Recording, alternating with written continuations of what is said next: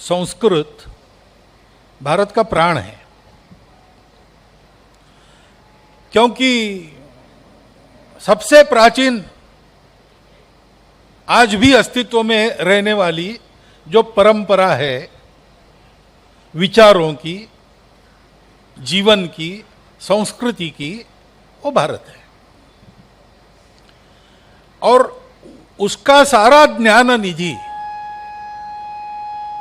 अगर समझना है, जानना है, और समझना ही पड़ेगा और जानना ही पड़ेगा, क्योंकि उसको आगे चलाते रखना है। भारत नाम का जो अस्तित्व है वो केवल भूगोल नहीं है, वो केवल एक पॉलिटिको इकोनॉमिक इकाई नहीं है। भारत एक परंपरा है जिसके आधार पर जीवन चलते रहता है।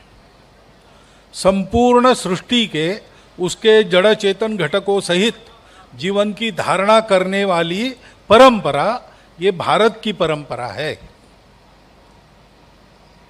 उसकी आवश्यकता दुनिया में निरंतर रहती है और उसकी पूर्ति करना भारतीय कहलाने वालों का काम है।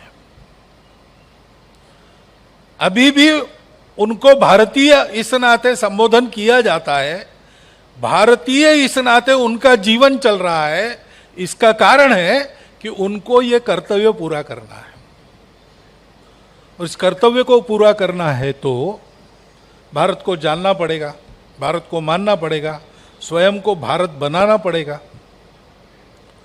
और ये सारा अगर होना है तो भारत को समझने के लिए संस्कृत को समझना अनिवार्य है।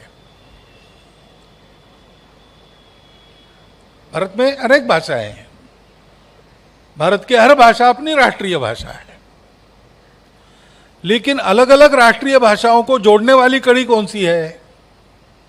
वो संस्कृत है। संस्कृत जो जानता है उसको भारतवर्ष में कहीं भी रखो, वहां की भाषा सीखने में उसको देर नहीं लगेगी। ये उस भाषा का अपना गुण है।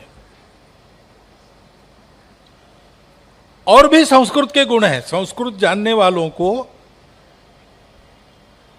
उच्चारण की सुविधा बहुत जल्दी बनती है।